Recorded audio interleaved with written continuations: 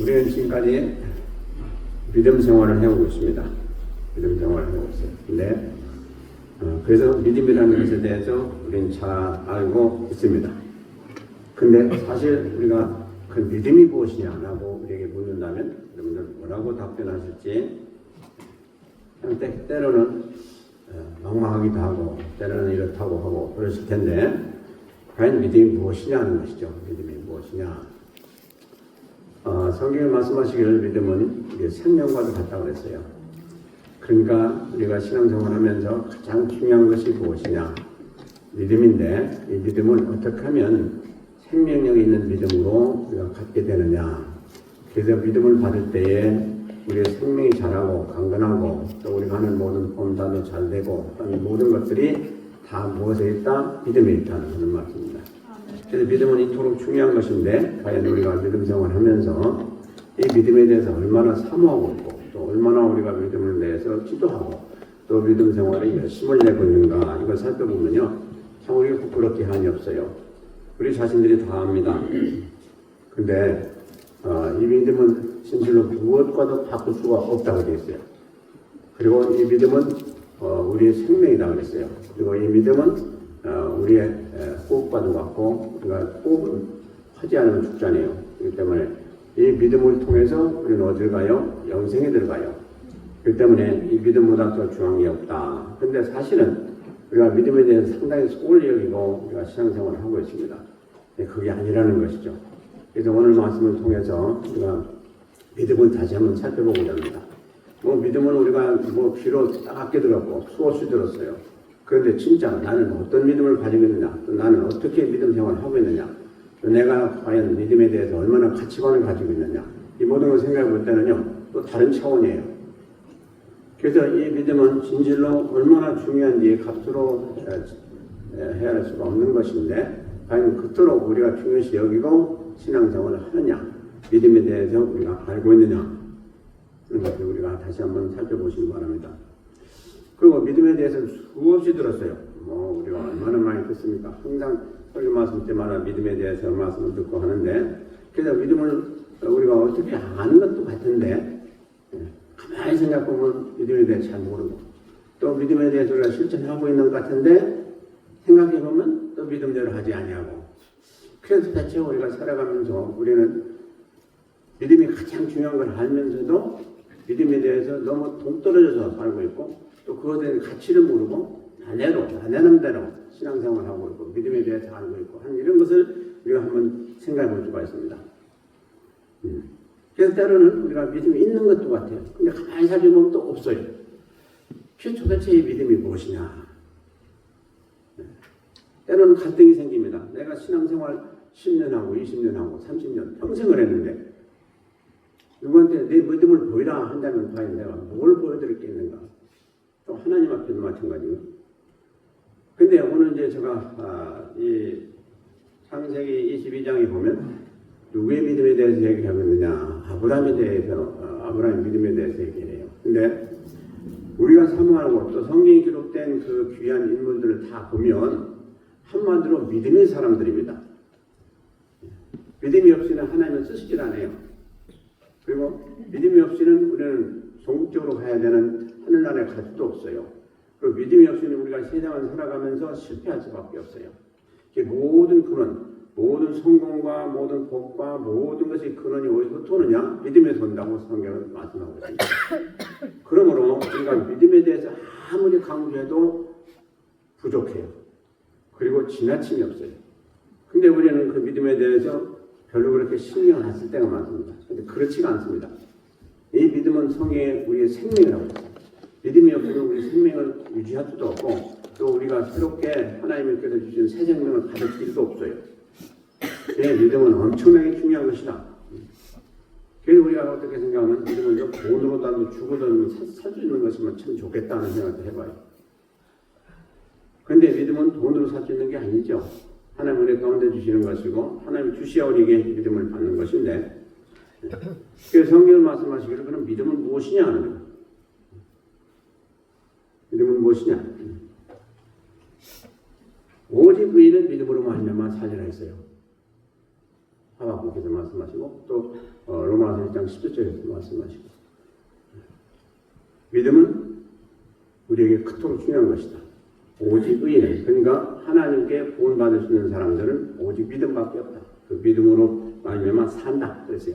이 산다고 하는 것이요 영적으로 사는 건 당연하지만은 왜냐합니까? 믿음이 있어야 우리가 영적으로 거듭나서 자녀가 되고 하늘나라 갈 수 있는 것이기 때문에 믿음으로 산다는 게 당연한데 육신적으로도 마찬가지입니다. 육신적으로 살아가는 사람도 믿음이 있어야 돼요. 믿음으로 사는 거예요. 도움사도 형통하고 잘 되고 우리가 하는 일도 잘 되고 하려면 믿음으로 해야 하고 돼 있어요. 믿음으로 하라. 근데 내 뜻대로 내가 생각대로 내가 어떤 지혜가 있다고 내가 또 총명이 있다 그거 가지고 되는 게 아니라 이 말이에요. 우리가 지금 일을 할 때 열심히들 일을 했습니다. 그런데 육신적으로 어느 정도 할 수가 있어요. 근데 그 다음에는 이게 이제 부딪힙니다. 안 됩니다. 그게 뭐냐? 믿음으로 하는 단계로 해야 이게 모든 게 형통하고 잘 되는데 내 육신의 힘을 따라서 하면 그 힘밖에 나타날 수가 없어요. 그러나 믿음으로 하게 되면 우리 육신의 힘이 아니고 하나님께서 주신 믿음 안에서 그 힘을 가지고 하기 때문에 엄청난 차이가 난다는 것이죠. 그래서 우리는 로마서 1장 10절에 있는 말씀대로 어떻게 사는 사람들이냐? 믿음으로 말미암아 산다. 그러니까 우리가 육신적인 삶도 그렇고 영적인 삶도 그렇고 믿음 없이는 되는 게 없다는 거예요. 그래서 우리는 그 말씀을 무슨 말씀인가 하니 우리 성도들은 믿는 자들은 하나님의 말씀으로 사는 사람들이다 하는 거예요. 그래서 우리는 말씀을 봐야 되고 말씀을 들어야 되고 말씀을 공부해야 되고 그래요. 그런데 우리가 지금 한번 보세요. 여러분들 성경 보시는 거 하루에 몇 장 보시는지요? 그리고 여러분들 기도하는 걸 얼마나 하시는지요? 이게 두 가지가 양식이에요. 성경 우리가 말씀하시고 있는 우리 영의 양식이 말씀과 기도입니다. 이거 떠나서는요 우리가 믿음이 자랄 수도 없고 신앙생활 잘할 수도 없어요. 절대로 잘할 수가 없어요. 육신적인 삶은 우리가 아침 새벽부터 저녁 늦게까지 열심히 일합니다. 그러면 돈은 좀 벌어요. 근데 그것 가지고 육신의 그 삶도 온전치 못하고요. 영적인 삶은 말할 것도 없어요. 그래서 영적으로 잘 되면 범사가 형통하고 잘 되게 돼 있어요. 그래서 여러분들이 육신적인 삶도 복을 받지만 영적인 삶이 더 크게 복을 받는다는 거죠. 이게 우리가 이제 성경 가운데 보는 진리의 그 내용이에요. 그래서 앞으로 이제 그 훌륭한 우리 믿음의 선진들을 살펴보면서 과연 그들은 어떻게 살았나 이걸 살펴보면서 우리 자신의 믿음을 한번 되돌아보는 그런 시간을 갖기를 원합니다. 근데 이 믿음은요 내가 아무리 갖고 싶다고 해도 되는 게 아니에요. 하나님이 주신 선물이다 이렇게 돼요. 선물이다. 그렇기 때문에 우리가 뭘 해야 돼요? 말씀도 열심히 봐야 되겠지만 하나님께 기도해 드려야 돼요. 주여 내가 이렇게 믿음이 부족합니다. 그러니까 우리 주님께서 나에게 합당한 믿음, 또 강력한 믿음, 굳은 믿음, 아주 그런 믿음을 주세요 하고 우리가 기도해야 된다는 거죠. 그러면 하나님이 합당한 뜻 가운데서 우리에게 주시는데 그게 바로 하나님이 주신 선물이라고 했어요. 하나님이 주는 선물도 대단히 귀하죠. 그리고 우리가 기분도 좋고요. 근데 하나님이 주신 선물을 받으면 그건 뭐 비할 수가 없는 것이죠. 세상의 것은 절대 우리가 비할 수가 없습니다. 하나님이 주신 선물은 너무너무 좋고요. 가치도 있고 그렇기 때문에 우리는 하나님의 선물이다. 믿음이 하나님의 선물이에요. 그래서 믿음을 돈으로 준 사람, 돈으로 받고 돈으로 또 주는 사람 아무도 없어요. 믿음은 하나님이 거저 주시는 은혜 가운데 주시는 건데 누구에게 주시냐? 하나님께 구하는 자에게 주시고 하나님 앞에 또 올바로 행하는 자들에게 하나님은 주신다 이렇게 됐어요. 그리고 히브리서 11장 1절에 보면 뭐가 나옵니까? 믿음은 뭐요? 바라는 것들이 실상이요? 보지 못하는 것들이 증거다 그랬어요. 그러니까 이 보세요. 실상과 증거 이게 우리가 있어야 살거든요.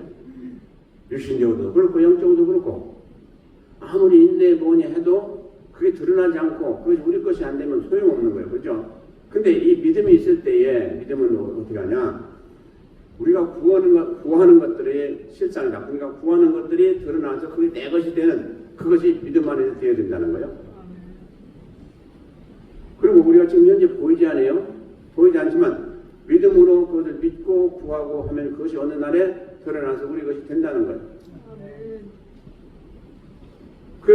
그러니까 우리가 기도하면서 믿음 안에서 굳게 선 사람들은 하나님 앞에 염려하지 마라 그랬던 거죠. 염려하지 마라. 왜? 이 하나님 말씀대로 행하면 우리가 현재는 없지만 앞으로 분명히 하나님이 주시는 것을 믿음으로 그들이 살기 때문에 그들이 시간이 되면 때가 되면 하나님께서 주신 그 은혜를 다 받고 실상으로 보는 것으로 다 증거가 된다는 것이죠. 이게 믿음의 신앙인들이 해왔던 방법인 것입니다. 그것을 우리도 지금 하라는 거예요. 우리도. 그렇지 않아요? 지금 안 보여요. 우리가 앞으로 돈을 많이 벌지, 지금 병이 났지만 그게 고쳐질지, 근데 아직 안 보여요. 믿음도 없고. 그런데 믿음이 있으면 그것이 실상으로 드러난다는 거예요. 우리가 아팠지만 건강한 몸으로 드러나는 그 기도와 같이, 그 응답과 같이 그렇게 드러나게 된다는 거예요. 그게 뭐가 필요하냐? 믿음이 필요하다는 거예요. 그게 아무리 그거에 뭐 나는 안 되고 다른 사람에게나 될지 몰라도 나는 안 된다 하는 사람은 안 돼요. 근데 이게 하나님 누구에게나 다 주신 공통적인 은혜입니다. 그러므로 저 사람은 되는데 왜 나는 안 되냐 그러지 마시고 나에게도 된다 하는 말씀을 가지고 그 말씀 붙들고 기도하시면 그게 나에게도 된다는 거예요. 근데 아이고 저 사람 믿으면 되니까 돼요. 근데 나는 안 돼. 그렇게 하면 평생토록 안 돼요. 뭐 하나님이 특별히 어떤 사람에게만 믿음 주시지 않았어요. 다 주시고 하나님은 다 모든 사람들이 잘 되기를 원하고 하시는 것이 하나님의 뜻이에요. 그렇기 때문에 우리가 지금 현재 이것도 필요하고 저것도 필요하고 내가 지금 병에 들어서 그렇고 여러 가지 문제가 있어서 그러면 하나님 앞에 구하라는 거예요. 금방은 안 주실지 몰라도 금방 주시는 것도 있죠. 그렇죠. 시간이 가면 반드시 그게 이루어진다는 거예요. 이게 바로 믿음이라는 거예요. 그리고 또 중요한 건 뭐냐니까 하나님은 누구를 기뻐하시냐? 믿음 있는 자를 기뻐하신다고 되어 있어요. 하나님을 기쁘시게 해드리면 하나님 뭐 주시겠습니까? 구하는 것마다 필요한 것마다 다 주시는 하나님이세요. 왜? 이 세상 만물을 하나님이 가지고 계신데 그 하나님의 마음에 드시고 기뻐하시게 해드리면 못 받을 게 뭐가 있어? 하나님 그냥 주시는 거지. 근데 바로 믿음 있는 자는 하나님을 기쁘시게 해드린다고 했어요. 반대로 보여? 믿음 없는 자는 하나님을 기쁘시게 할 수 없느니라 되어 있어요. 그러니까 믿음이 있는 자와 믿음이 없는 자는 천지차예요. 그래서 우리는 신앙생활할 때 부단히 하나님 앞에 구하지 않습니까? 구하는데 그 구하는 것도 누가 빨리 받습니까? 믿음 있는 자가 빨리 받아요. 믿음 없는 자는 그만 오래 더 기도해야 돼요. 확실히 주실 건 믿는 믿음을 해보세요. 금방 그 답변이 와요. 그냥 하나님은 참 온유하신 분이에요. 하나님은 말씀대로 그대로 행하신 분이에요. 근데 성경에 보니까 믿음이 여러 가지 뭐 수없이 많은데 그걸 다 살펴볼 수는 없는 것이고 성경에 기록된 걸 보면 적은 믿음이 있는 자는 있는가 하면 또 큰 믿음을 가진 자가 있다 이렇게 성경은 말씀하세요. 적은 믿음. 자, 그 적은 믿음을 뭐라고 하셨냐? 먹고 마실 것만 위해서 사는 사람, 그것만 위해서 구하는 사람은 적은 믿음이다 이렇게 성경은 말씀하세요. 그러니까 지금 우리가 무슨 믿음을 가지고 있어요? 이거 먹게 저거 먹게 또 돈 주세요 뭐 주세요 이렇게 육신적으로 살기에 필요한 그것만 구하는 사람들, 그것만 위해서 사는 사람들 적은 믿음이다 그랬어요. 그런데 큰 믿음은 뭐예요? 하나님 앞에 온전히 의지하는 믿음, 하나님 온전히 믿는 믿음. 자, 백부장을 보니까 성경에 사도행전에 나온 백부장이 나오는데 백부장이 종이 중풍병에 걸렸어요. 근데 그 백부장이 훌륭한 사람이죠. 사실은 로마 사람이기 때문에 믿음에 대해서 잘 몰라야 되는데 그게 아니고 주님에 대해서 아주 잘 아는 분이에요. 그러니까 주님께 구했어요. 제 종이 이렇게 중풍병에 걸려 고생하니까 주님 좀 고쳐주세요 이랬단 말이에요. 그러니까 주님 뭐라고 하셨어요? 그래 그럼 내가 내 집에 가서 고쳐주마 그랬죠. 그러니까 이 백부장이 깜짝 놀라면서 주님이 내 집에 오신다는 것은 나는 감당할 길이 없습니다 그랬어요. 왜요? 유추해서 주님이 오실 만한 그런 집이 못 됩니다. 그러면서 말씀만 하시면 될 줄로 믿습니다. 그러니까 주님이 거기서 깜짝 놀랐어요. 말씀으로만 하시면 될 줄. 야, 이 큰 믿음을 가지고 있잖아요. 그러니까 주님이 야, 내가 참 큰 믿음을 가졌다 그랬어요. 예. 그러니까 주님의 말씀이 뭐예요? 능력이라는 거죠. 그리고 그 로마 사람이 어떻게 그 주님에 대해서 이렇게 잘 아는지 모르겠어요. 그게 주님이 얼마나 칭찬했습니까? 그러니까 그 글씨로 그냥 그 준비본기가 깨끗하게 나왔지 않습니까? 그리고 설교에 보니까 살아있는 믿음이 있는가 하면 죽은 믿음이 있다고 그랬어요. 살아있는. 영혼이 죽어 있으면 죽은 사람이에요. 그러니까 우리가 죽었다고 하면은, 우리의 신앙인들이 죽었다고 하면 뭡니까?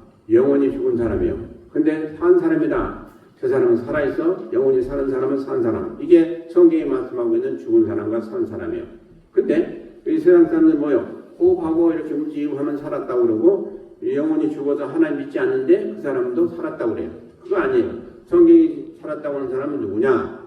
바로 영혼이 사는 사람을 얘기해요. 그러니까 지금 믿지 않는 사람들이 이렇게 걸어다니고 일하고 하는 거 다 헛개비라고 돼 있어요. 그냥 사람의 형상을 입은 것들이 그냥 움직인다 이렇게 있어요. 그러니까 성경은 누가 쓰신 거예요? 하나님 쓰신 거예요. 하나님 보실 때 산 사람은 누구냐? 하나님 믿는 사람들이 산 사람이고, 하나님 믿지 않는 사람은 다 죽은 사람이에요. 얼마나 차이가 납니까? 그래서 바로 이 죽은 믿음과 산 믿음이 있는데, 살아있는 믿음이 있는데, 이 죽은 믿음은 아직도 거듭나지 못해서 하나님 모르는 자가 죽은 믿음이에요. 산 믿음은 뭐예요? 하나님께로부터 영을 받아가지고 살아있어서 하나님을 아는 사람들, 이 사람들이 산 믿음이에요. 근데 우리가 살아가면서 믿음 안에서 중요한 건 뭐냐? 하나님이 인정하시는 믿음을 가지고 있어야 돼요. 다시 그러면 하나님이 칭찬하시는 믿음을 가지고 있어야 돼요. 근데 하나님이 책망하신 믿음 가지고 있으면 이거 탈이 나는 거예요. 그 칭찬한 믿음, 그 누구예요? 그 솔로몬에게 여인이 있는데, 그 여인이 이제 주님 앞에 나왔어요. 주님 앞에 나와가지고, 주여, 제 딸이 지금 귀신 들려가지고 지금 엄청나게 고생을 하고 있습니다. 주님, 그 딸을 좀 고쳐주시라고 했어요. 그러니까 주님이 듣고도 아무도 듣지 않은 것처럼 얘기했어요. 또 쫓아오면서 또 얘기를 하는 거예요. 그러니까 주님 뭐라고 하셨어요? 자녀의 떡을 취하여 개에게 던짐이 합당치 않다고 그랬어요. 그러니까 너는 개다 하는 얘기예요. 그 말을 들었을 때 여러분들 어떻게 하시겠습니까? 너무 실망했죠, 주님께. 실망하고 아마 욕하면 돌아갈지도 모르겠어요. 근데 그 여인은 그렇지 않아요. 옷소리다 그랬어요, 옷소리다. 그러나 개나 종들나 누구든지 그 주인의 상에서 떨어진 후두를 먹고 삽니다. 그러니까 주님이 탁 돌아보시고, 여인아, 참으로 내 믿음이 크도다 하시고 그 순간에 그 고쳐졌어요. 그러니까요, 우리가 주님 앞에 무엇을 구할 때에 한 번에서 안 됐다고 해가지고 그러면 낙심하지 마세요. 계속 그냥 주님을 붙드세요. 그러면 주님이 긍휼히 보시고 문제를 해결해 줄 줄 믿습니다. 네. 우리가요, 인간적인 생각으로 하면 안 돼요. 주님은 누구세요? 주님은 하나님이세요. 이 세상에 가장 크신 분이에요. 그분이 우리에게 리젝트를 하셨다면 이유가 있는 거예요. 그러면 그것을 더 붙들어야 돼. 더 붙들어. 주님은 더 붙드시고. 그러면 그게 어느 또 우리가 살펴본 대로 큰 믿음으로 인정받아가지고 즉시 하나님께서 은혜를 베푸시는 그러한 믿음을 주시게 됩니다. 그런데 책망받는 믿음이 되면 안 돼요. 자, 책망받는 믿음 중에 베드로가 있어요. 베드로는 아주 훌륭한 사도 아닙니까? 그런데 베드로가 어떻게 했습니까? 주님이 물 위로 걸어오시는 걸 보고 주님이 저도 훌륭한데 주님께 뭐라고 그랬어요? 주여 주시거든 나로 명하여 바다로 걸어오라 하소서. 그래 오라 합니다. 아니 걸어갔단 말이에요. 하다가 막 풍랑이 치고 또 파도가 치니까 두려워가지고 하는 중에 푹 빠지고 버리고 말았단 말이에요. 그러니까 주여 나를 구원하소서 이렇게 건져주시면서 왜 네가 의심했냐 그랬어요. 그래 믿음 생활하는 자는요 죽게 대해서 말씀에 대해서 믿음에 대해서 의심이 없어야 돼요. 근데 이렇게 저렇게 여러분들 좀 배웠다고 해가지고 이건 원리에 맞지 않는데 하면서 이상한 생각이나 이상한 말을 하게 되면 그 순간에 여러분 더 밑으로 떨어져요. 그리고 주님으로부터도 인정 안 받고 못 받고 그래서 되겠어요. 그러니까 우리가 믿는 믿음은 오직 주만 바라봐야 돼요. 주만 바라보고 주님이 하신 말씀은 100%가 아니라 200% 확실히 믿고 그 믿음 안에서 행하시면 주님이 뭐라고 하세요? 믿음이 큰 자요 그러시고 은혜 주신다는 말씀이에요. 아멘. 아멘이십니까? 아멘. 그 우리 한번 믿음을 살펴보세요. 지금 아멘 하셨는데 우리는 그런 믿음을 가지고 있는지. 믿음은요 허상이 아니고 실상이에요. 안 보이지만은 보이는 것 같이 믿어지는 그 믿음이 복된 믿음이에요. 지금 이 순간도 여러분들이 말씀을 받으면서 야 그렇구나 내가 지금까지 잘못 생각을 해왔구나 하는 분이 있는가 하면 저기 뭐 그렇게 돼 안 되지 이런 또 엉뚱한 생각하는 분 있을지도 모르겠어요.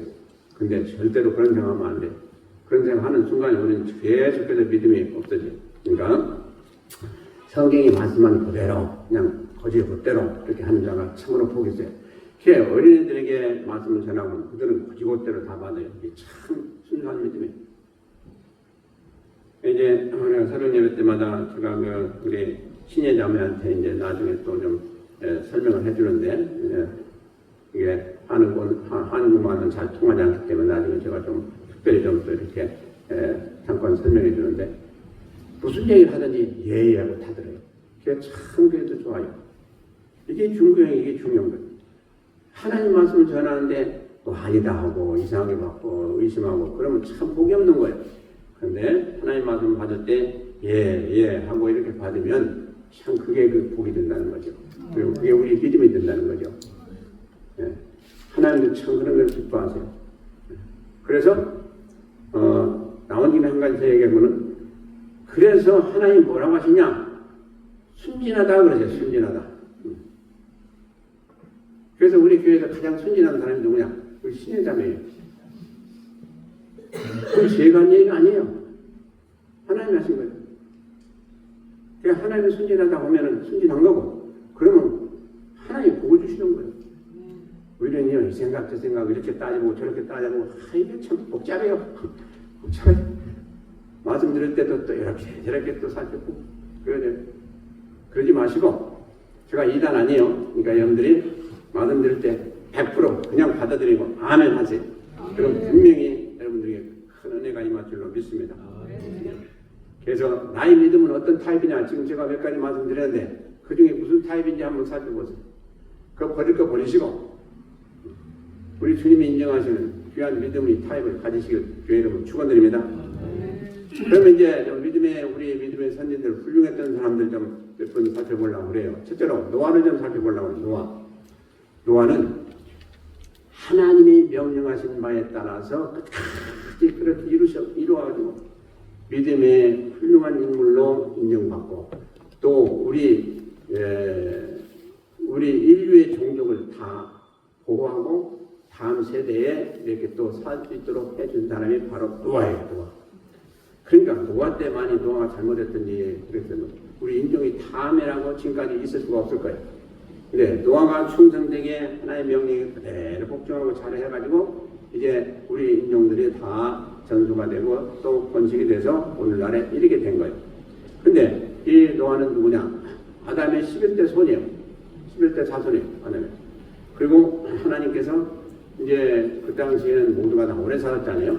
500세 때 세 아들을 주었어요. 세 아들이 누구입니까? 셈, 함, 야벳. 세 사람이죠. 세 아들들. 그리고 자부들이 있었어요. 그래가지고 하나님이 뭐라고 명하셨는 거 아니에요? 너는 방주를 만들라 그랬어요. 근데 방주를 만드는데 그 시간까지 하나님께서 자세히 말씀해 주셨어요. 그래서 그들이 방주를 만드는데 그 방주의 재료들이 어디에 있어요? 산에 있어요. 그러니까 산에서 털을 잡고 방주를 만드는 거예요. 근데 방주가 엄청난 방주 아니에요? 그 방주를 몇 년 동안 지었어요? 120년 동안에 걸쳐서 방주를 만들어요. 120년 동안에. 생각해보세요, 여러분들. 산에다가 지금 나무를 베어가지고 놓고 거기서 지금 120년 동안에 방주를 만드는데 수많은 사람들이 오가면서 뭐라고 했겠어요? 저 미쳤다고 그랬어요. 엄청난 배를 만들면서 산에서 만드는 거예요. 물이 있어야 뜰 거 아니에요. 물이 있어야. 그러니까 사람들이 묻는 거예요. 야, 너 미쳤다. 왜 산에서 방주를 만드냐 그랬어요. 산에서. 여기서 아무리 큰 배를 만들어도 그 배는 어디에 쓰겠냐 그랬어요. 그래서 노아가 다 얘기를 했죠. 하나님이 여기서 만드라고 그러셨는데 너희들이 이제 나중에 하나님의 때가 되면 이제 홍수가 나서 다 이 세상에 있는 모든 호흡하는 그런 동물들, 사람들 다 죽게 된다. 그러니까 그때를 만들라고 그러셨는데 너희들도 빨리 하나님 믿고 그때 죽지 말고 구원받아. 그것이 그 노아가 계속하는 전도의 말씀이에요. 전도. 사람들 만나서 그들이 얘기할 때마다 일어나다 저 사람 미쳤다라고 할 때마다 그 얘기를 해준 거예요. 아무리 전도해도 한 사람도 믿는 사람이 없어요. 그래야 결국 120년 후에 성교가 다 된 후에 하나님께서 이제 필요한 그 동물들 다 들여보내시고 그러시고 노아 가정 다 들어가고 그래서 어떻게 됐어요? 방주를 하나님이 닫으셨더라 됐어요. 그 엄청난 방주니 문도 커졌을 텐데 그걸 누가 닫을 수가 있겠어요? 사람이 못 닫아요. 그러니까 하나님이 닫으시고 그러고 이제 비가 내리는데 엄청난 비가 150일 동안 내리고 30일 동안 내리고 그래가지고 완전히 다 이제 뜨고 거기 있는 사람들이 이제 그때서야 이제 죽겠다 하고 배에 왔지만 이미 배는 문이 닫혀가지고 들어올 수도 없고 다 죽고 말았다 이거. 그래서 결국은 나중에 아라라산에 이제 도착해 거기서 이제 비가 멈추고 그러면서 나중에 30일, 60일 이렇게 해가지고 150일 만에 그게 완전히 다 클리어가 되고 그때서 나와서 이제 하나님 앞에 예물도 드리고 감사예배도 드렸다 이렇게 됐어요. 그래서 살아남은 자가 누구예요? 노아 부부하고 세 아들 자부 부부 다 그러니까 8명이에요. 이 사람들이 종족이 다시 퍼진 것이 그 후에 이제 다시금 사람들이 생겨나고 그래서 되어진 거예요. 지금 우리가 생각할 때 이건 신화 같죠? 근데 아니라는 거죠. 그게 다 지금 산에 왜 조개 껍질이 있느냐는 거예요. 뭐야? 산에 왜 그 물고기 그 화석인가 왜 화석이 있느냐는 거예요. 그게 다 바로 증거가 된다는 거죠. 그러니까 이 세상에 완전히 물에 잡힐 때가 있었다는 얘기죠. 그래서 그런 걸로 증명되는데 그건 뭐 증명되든 안 되든 관계없이 하나님이 하신 일이 확실히 우리는 성경 가운데 기록된 줄은 믿습니다. 그래서 이렇게 홍수 심판으로 해가지고 첫 번째 하나님이 이 세상을 이제 심판하셨잖아요. 그러고 나서 그때 하나님께서 더 이상 물로는 심판하시지 않겠다 하고 약속하셔서 주신 것이 뭐예요? 무지개요. 무지개. 근데 무지개를 주신 이유는 그것만이 아니고 뭐예요? 무지개를 볼 때마다 앞으로 불심판이 있다는 것을 기억하라는 얘기입니다. 그래서 그 다음에는 이제 하나님의 약속이 성경 가운데 계시가 뭡니까? 앞으로 불심판이 있다는 그게 언제예요? 약속 우리가 당할 이 세상 사람들이 당할 그날에 있게 된 심판이 이제 불심판이다. 그때는 그래서 우리가 현재 사는 세상이 이 세상이 완전히 불타 없어지고 새롭게 하나님께서 만드시는 그날에 오게 된다는 거예요. 그것이 우리가 살 수 있는 이제 영원한 나라, 천국 나라에 우리는 인도함 받고 그 천국이 이제 완전히 개설되는 거죠. 그러므로 우리는 이렇게 엄청난 세대 전에 벌써 노아를 통해서 한번 일단 하나님이 이 세상을 심판하셨어요. 그러시고 하나님께서 이제 다시는 이렇게 심판하시지 않겠다 그러고 다음에 이제 불심판을 말씀하셨어요. 그러므로 우리가 이 노아의 믿음을 보면 여러분 생각해 보세요. 매일매일 사람들이 보고 하면서 저 미쳤다 그러면서 비난 많이 했을 거예요. 그때마다 노아는 하나도 얼굴 붉히지 아니하고 뭘 했어요? 전도했어요. 그래 우리가 그렇게도 볼지 모르지만 하나님이 그렇게 하셨고 하나님 분명히 앞으로 홍수로 인해서 심판하실 거다. 그러니까 너희들 빨리 하나님 믿고 구원받아라. 근데 그때 아무도 안 들었어요. 한 사람도 안 들었어요. 근데 그 일을 끝까지 이렇게 잘 순종하면서 했던 사람이 누구냐? 노아예요.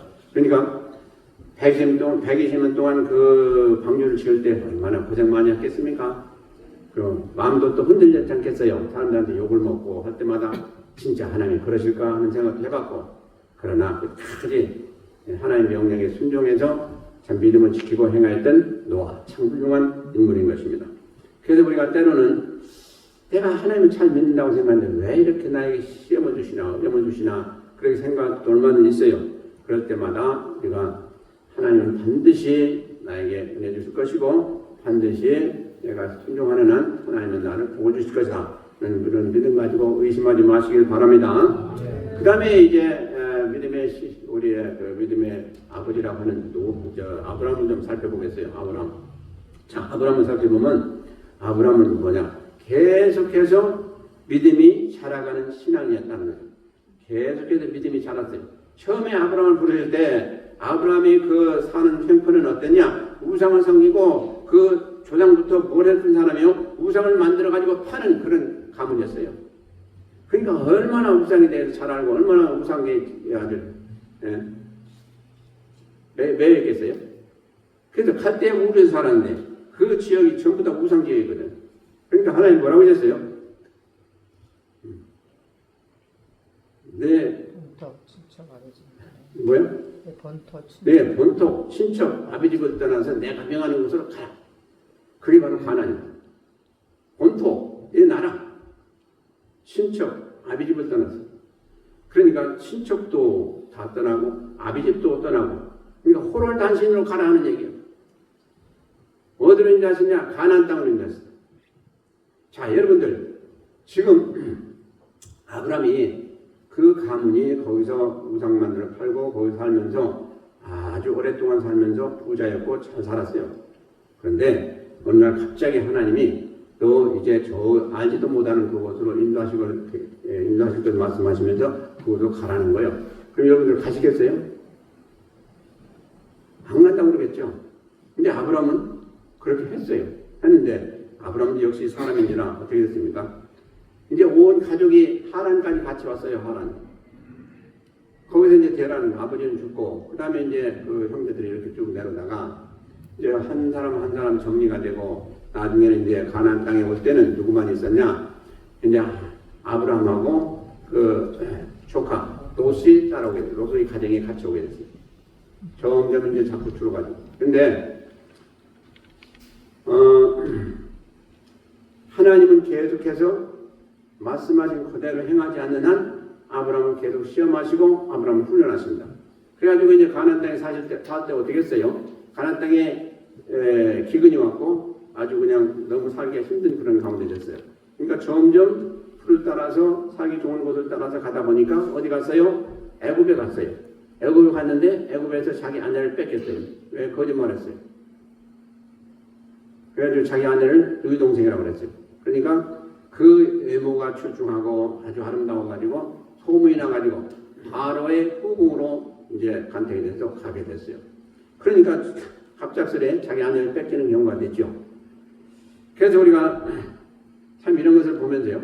그리고 거기서 이제 나중에서야 이제 그 바로가 알고 왜 거짓말했냐 청망하고 그다음에 이제 병문을 다 줘가지고 다시금 이제 보내줬어요. 그래가지고 결국은 나중에 가나안 땅으로 왔지 않습니까? 가나안 땅에 올 때는 많은 재물로 부자가 되었더라 그랬어요.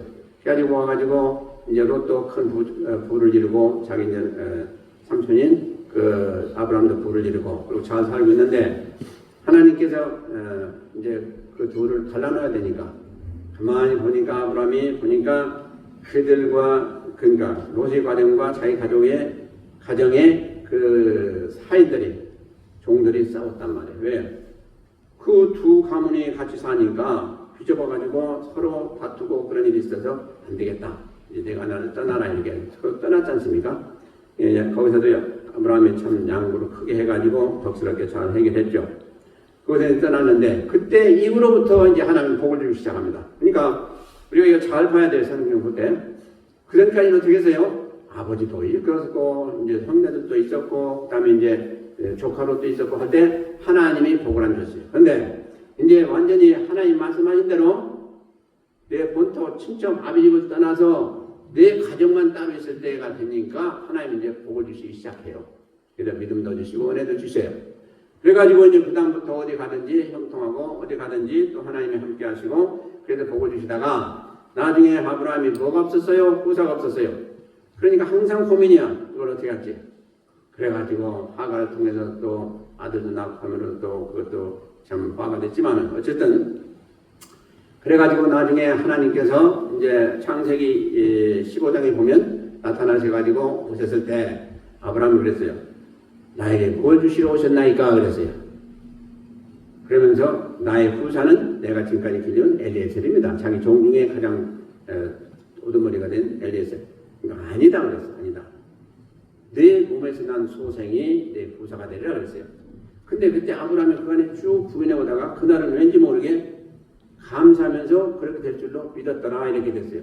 그것을 하나님 받으시고 의롭다고 인정하셨다. 그래서 아브라함이 진짜 믿음 생활한 것은 언제냐? 바로 창세기 15장에서부터 믿음 생활을 했어요. 그때서 하나님을 온전히 믿고 이제 하나님을 믿으면서 의지하고 그래서 이제 그때 하나님이 완전히 그를 본하게 하셔가지고 신앙인으로 만드셨다 하는 것이 이제 6절에 나옵니다. 그래서 우리가요 아무리 신앙생활을 오래 한다고 해서 거듭나는 게 아니고 한순간에 하나님은 거듭나게 하셔가지고 그를 완전히 믿게 하셔서 그 다음부터 그의 삶은 어떻게 됩니까? 완전히 믿음 생활하게 돼. 진짜 믿음 안에서 살아요. 그래서 결국은 그 후로 이어진 게 뭡니까? 창세기 22장에 가니까 하나님 뭐라고 하셨어요? 내 독자 이삭, 내 아들을, 내 사랑하는 아들 독자 이삭을 나에게 번제로 바쳐라. 내가 지정하는 그 산에 가서 모리아 산에 가서 번제로 바쳐야 돼. 그러니까 아브라함이 그때 어떤 믿음이 있었냐? 그거 뭐 문제가 아니라는 거죠. 하겠다는 거죠. 그전 같으면 뭐 하나님 앞에 대들었을 거예요. 그러니까 바로 하나님은 은혜 주실 때 반드시 약속 가운데 하신 말씀대로 은혜 주십니다. 그걸 다 정리했을 때 그때서야 이제 은혜 주시고 믿음 주셔서 이제 나중에 아들이라고 바치라고 아들도 바치라고 할 때 그때 선뜻 바칠 수 있는 그런 믿음이 아브라함에게 생겨났다는 거예요. 그래서 아브라함이 그 일을 너끈히 했지 않습니까? 그래가지고 자기 아들을 하나님 앞에 번제로 드린 자는 이 세상에 아브라함밖에 없어요. 그 믿음을 인정하시고 하나님을 완전히 문을 여셨어요. 그래가지고 예수님에 대한 그 약속도 하시고 그래서 너에게서 이제 그 믿음의 조상이 되고 또 내 믿음에 대해서 큰 이제 플레도가 날 것까지도 다 약속하셨습니다. 그런 은총을 복을 받은 것이 바로 하나님이 제일 마지막에 그 시험하신 그 이삭을 드리는 그 시험을 통과한 아브라함에게 주셨다 하는 거죠. 그래서 우리가 이렇게 보면서 하나님이 우리에게 은혜 주실 때는 반드시 우리는 시험하실 때가 있어요. 그때 여러분 그 잘 아시고 믿음으로 다 이기시길 바랍니다. 그러면 하늘을 여시고 하나님께서는 엄청난 은혜를 주시는 것을 믿으시고 그대로 하셔서 그 귀한 시간은 절대로 헛되게 하지 마시기를 바랍니다. 그런데 아까도 제가 말씀드린 대로 아브라함 처음에 아브라함은 하나님에 대해서 아예 모르는 사람이었어요. 미신을 섬기던 사람이었어요. 우상을 섬기던 사람이었어요. 그 사람은 드러내가지고 하나님을 하나부터 이렇게 해가지고 믿음을 키워주시고 나중에 이렇게 엄청난 믿음으로 그에게 부어주시사 그가 그냥 아무도 할 수 없는 자기 아들을 번제로 바치는 그런 참 큰 귀한 믿음의 일꾼이 되게 하신 것이 하나님의 은혜라는 것이죠. 그래서 우리가 지금 생각할 때 나도 믿음이 너무 약한데 그런 생각한다 할지라도요 문제없어요. 하나님이 우리에게 은혜 주시면 우리는 한순간에 믿음을 크게 가질 수가 있어요. 그러니까 낙심하지 마시고 이렇게 아브라함을 통해서 우리는 깨달은 대로 참 형편없는 사람이었는데 가면서 점점 믿음이 강해지더니 자기가 가장 사랑하는 자기보다 더 귀하게 여겼던 아들까지도 바칠 수 있는 그런 믿음을 하나님께서 주셨더라. 그 믿음 가지고 예수님이 후사가 되는 그런 복도 받았더라 하는 것이 바로 아브라함의 이야기인 것입니다. 그 다음에 모세는요 한마디로 결론부터 얘기하면 이 세상의 부귀영화를 쫓은 사람이 아니에요. 이 세상의 부귀영화보다 하늘의 소망을 두고 하늘의 영광을 쫓은 사람이 바로 모세예요. 그러니까 우리가요 이와 같이 살아야 돼요. 세상의 것은 아무리 많은 걸 쏘아놓았다 할지라도 그것은 어느 날 없어지게 되고요. 또 만약에 주님 오실 때까지 살았다 할지라도 주님 오시는 날 다 그건 불타 없어지게 돼 있어요. 그러니까 거기서 소망 두지 마시고 하늘나라에 소망을 두는 그런 삶을 사셔서 모세 같은 복을 받으시기 바랍니다.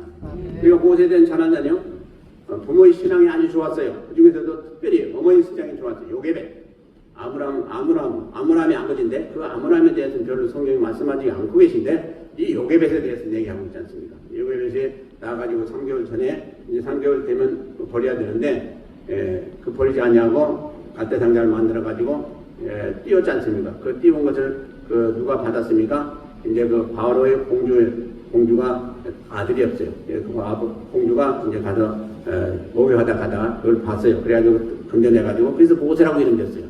그래서 건진 자. 그 모세를 아들같이 키웠지 않습니까? 그래가지고 아주 훌륭한 인물이 됐는데 모세가 자기 동족을 해하려고 하는 애굽 사람은 쳐주겠단 말이야. 그것이 발광이 났어. 그래서 도망갔지 않습니까? 그래서 도망가서 거기서 이제 살다가 결국 하나님이 부름받아서 이제 하나님의 종이 되고 하나님이 귀하게 쓰시는 그런 일꾼이 됐지 않습니까? 이것을 보면서 그 하나님께서 그 모세를 부르시고 애굽에 보내셨는데 참 어떻게 보면 얄궂죠. 왜? 애굽에서 쫓겨나고 애굽에서 도망온 사람은 애굽으로 보내셨단 말이에요. 근데 애굽이 그 당시에 강대국에서 그 가면 죽을 건데 분명히 보내시니까 할 수 없이 갔어요. 갔는데 하나님은 그때그때마다 기사와 이적을 드러내시고 하기 때문에 완전히 그 바로의 권세를 다 제압하고 결국 10가지 재앙을 통해서 그 바로가 완전히 손을 들고 다 이스라엘 족속들을 다 보냈지 않습니까? 해방시켰지 않습니까? 그 일을 모세가 했지 않습니까? 엄청난 일이죠. 그것만이 엄청난 일이 아니고 이제 그들 나온 사람들을 가나안 땅으로 인도할 때 얼마나 많은 어려움을 겪었습니까? 모세같이 그렇게 하나님 믿고 어려움 당한 사람들은 아마 없을 거예요. 그렇잖아요. 백성들한테 죽을 뻔했는데 얼마나 수많이 많았습니까? 물이 없어서 먹을 것이 없어서 뭐 춥고 더웠고 뭐 별소리 다 해가지고 백성들이 그때마다 그냥 아우성 치고 그래서 모세가 뭐라는 내가 이 사람들 낳았습니까? 그랬어요. 하나님 앞에. 왜 나에게 이렇게 어려움을 주냐고 했어요. 참 그 유순하고 그 훌륭했던 모세도 그렇게 화를 내가지고 그런 적도 있어요. 사람이니까 그렇죠. 어쨌든 끝까지 그 사명을 잘 감당했지 않습니까? 그래서 하나님이 최고로 여기는 지도자가 누구예요? 모세예요. 그 모세와는 내가 대면에서 말하고 또 모세와는 나를 보았거든. 너희들이 어찌하여 모세를 비난하냐고 그랬어요. 그러니까 하나님이 이걸 책망했어요. 그래서 이 하나님이 세우신 지도자들 중에 최고 지도자가 누구냐? 모세예요. 이스라엘 백성들이 가장 존경하는 지도자는 모세예요. 달비 아니에요. 달비. 참 훌륭해요. 그 모세가 얼마나 성질이 급하고 했는데도 불구하고 이런 하나님 은혜 받고 쭉 이렇게 훈련하면서 아주 온유한 자가 되었더라 그랬더니 온유한 자가. 그래서 이 모세를 보면서 바로 뭡니까? 모세는요 살아갈 때 이 세상의 부귀 영광 원치 않았어요. 그럴 것 같으면 아예 애굽에 그 왕자로 살면 될 거 아니었어요. 근데 그렇지 아니하고 자기 동족을 사랑하고 하나님 백성들을 사랑했어요. 그것을 하나님을 보시고 그렇게 귀하게 쓰신 인물이 되었더라 하는 것입니다. 그러므로 여러분들도 이렇게 하나님 은혜 가운데서 하나님 일에 힘쓰게 되면 엄청난 은혜를 받게 될 줄로 믿고요. 제일 마지막으로 이제 바울을 살펴보겠습니다. 바울. 이제 신약시대 때까지 바울. 바울은 하나님께서부터 사명을 받았죠. 근데 사명을 받은 것. 사명을 받고 사명을 위해서 살고 사명을 위해서 죽었어요. 그러니까 제가 보기에는 신약시대 때 가장 훌륭한 인물이라고 본다면 바울이에요. 베드로도 훌륭했고 훌륭한 사람들이 많지만 바울보다 훌륭한 사람은 신약시대 때 없었다. 저는 그렇게 보고 있습니다. 바울은 참으로 훌륭했죠. 그런데 바울이 하나님을 대적하는 그런 행위를 했죠. 뭐 수년에 걸쳐서 그렇게 했어요. 그래서 하나님 믿는 자들 잡아 가두고 죽이고 뭐 감옥에 가두고 한 사람이 바로 제일 우두머리가 누구였어요? 바울이에요. 바울. 근데 우리 부활하신 주님 만나고서 완전히 거꾸러지고 그가 완전히 변해가지고 그때부터 우리 주님을 섬기는데 당할 자가 없을 정도로 주님을 사랑하면서 섬겼어요. 이야, 이것을 보면 참 대단해요. 걔 한번 살아계신 주님 만나보고 완전히 180도 돌아가지고 주님을 위해서 사는데 죽음이든지 뭐든지 두려움없이 주님을 위해서는 자기가 최고로 주를 사랑하는 마음 가지고 했던 그 사람이 바로 바울이었다. 그래서 자기는 모든 걸 다 바쳐 주님을 사랑해도 자기는 부족했다 그랬어요. 자기는 죽을 수밖에 없고 그야말로 자기는 주님 앞에 주님의 이름 부를 수도 없는 그런 존재인데 그 주님께서 나를 사랑하셔서 이렇게 택하시고 거기다 큰 일을 맡겨줬으니 자기 먹는 바를 모른다고 그랬어요. 먹는 바. 우리는 누구예요? 우리도 똑같아요. 우리도 먹는 바를 모르는 그런 성도들인데 과연 그런 마음, 이 바울사장 같은 그런 마음을 가지고 지금 주를 섬기고 있습니까? 네. 그리고 뭐라고 했어요? 나는 항상 빚진 자다 그랬어요. 빚진 자다. 주님한테 생명이 빚을 지고 또 믿지 않는 사람들한테 생명이 빚진 난 빚진 자다 그랬어요. 빚진 자가 얼마나 겸손해야 되겠어요? 얼마나 감사해야 되겠어요? 바로 그런 자세로 하나님을 섬기고 그런 자세로 성도들을 섬긴 사람이 사도 바울이에요. 그리고 그는 무엇보다도 영혼을 사랑했던 사람이에요. 영혼을 사랑했어요.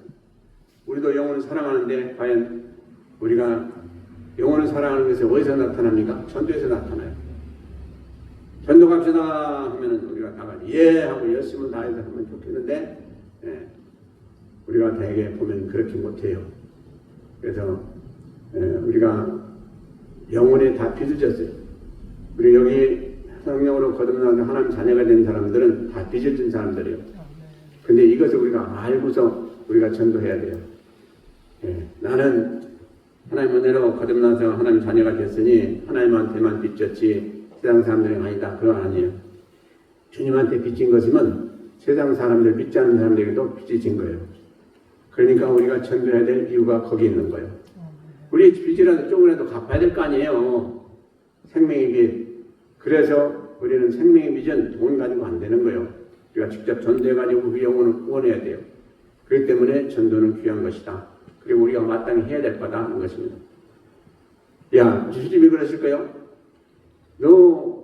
내가 너 구해줬는데 너는 그 생명의 빚을 누구한테 좀 갚았느냐 이렇게 물으신다면 여러분들 뭐라고 하시겠어요? 그러니까 이 세상에 있는 동안에 뭐 그게 이루어지든 안 이루어지든 그건 둘째 문제고 우리가 그 일에 열심을 내야 되는 건 당연히 해야 된다는 거죠. 그리고 그 다음에 주님께서 이제 구원할 자는 커버셔가지고 구원케 해주시고 그렇지 않은 자는 이제 폐기할 것이고 그건 주님이 하실 일이지 우리는 무조건 전도해야 될 사명이 있다 하는 말씀인 것입니다. 그렇죠? 근데 이 바울이 참 훌륭한데 특별히 훌륭한 것 중에 몇 가지만 꼽으라 한다면 사도 바울은 이 신약 책을 반 이상을 쓴 사람이에요. 반 이상. 이야, 이것을 보면서 만약에 사도 바울이 없었다면 이 신약이 이게 정리가 되겠냐는 거예요. 이 신약이 큰것 같은 말씀인데 이 말씀을 잘 정리해가지고 주님께로서 받아서 그걸 다 정리해서 이렇게 서신서로 로마서부터 이렇게 쓰는데 이 세 권을 썼단 말이에요. 공식적으로 누가 다 누구든 다 인정하는 히브리서를 누가 썼느냐 거기에 대해서 갑론을박이 있는데 제가 그 전에 한번 말씀드렸을 거예요. 이걸 히브리서 그때 강의를 하다가 이걸 어떻게 이해를 해야 되겠냐. 많은 학자들이 반반이요. 어떤 사람은 사도 바울이 썼을 거다 하고 어떤 사람은 아닐 거라 하고 그래서 여쭤봤어요. 이 히브리서를 도대체 저자가 누굽니까? 바울 사도라는 거예요. 여러분들한테는 한번 얘기한 줄로 믿어요. 그렇다고 보면 신약이 몇 권이에요? 27권이에요. 그러면 사도 바울이 몇 권 썼어요? 14권을 썼어요. 그러면 사도 바울이 반 이상 쓴 거예요. 그래서 뭐니 해도 사도 바울의 가장 큰 위대한 일은 신약 성경 반 이상을 썼다는 거예요. 그래서 그 안에 그 말씀을 보면 주옥 같은 말씀. 특별히 무슨 말씀이 있느냐? 이신칭이 교리. 다시 얘기해서 오직 누구든지 사람은 다 믿음으로 말미암아 구원받는 이 원리를 이 진리를 자세하게 써가지고 어느 누구도 거기에 반박할 수가 없는 그 논리를 쓴 것이 바로 로마서 그 다음에 쭉 이어지는 서신서들이에요. 이야, 이것을 정리하는 걸 보면 참으로 훌륭하고 값진 것입니다. 이것을 사도 바울이 잘 정리를 한 거예요. 주님을 받아서. 그렇지 얼마나 훌륭한 일을 했습니까? 그리고 사도 바울은 그 이방 사도의 사명을 받아가지고 그 선교여행이 여러분들 생각보다 얼마나 어렵겠어. 그 당시에는 다 걸어다니는 거예요. 걸어다니는. 지금처럼 뭐 비행기 타고 뭐 하는 게 아니라 걸어다녀서 그 수많은 그 거리들을 그냥 다 걸어가가지고 전도해가지고 4차나 했잖아요. 어떤 사람들은 3차까지만 얘기하는데 그렇지 않아요. 제일 마지막에 한 게 4차 여행으로 봐야 돼요. 그러면 4차까지 했는데 그 거리가 얼마나 멉니까? 그것을 다 감당한 분이에요. 그리고서 나중에 그 운명은 어떻게 됐습니까? 로마에서 차이탄 감옥에서 이제 에베소서를 보세요. 그리고 디모데후서를 보세요. 그 차이탄 감옥에서 갇혀가지고 이제 거기서 서신서를 쓰면서 자기가 이제 주님을 만난 날, 곧 이 세상을 떠나는 날 가깝다 하고 쓴 그 서신서를 우리가 보지 않습니까?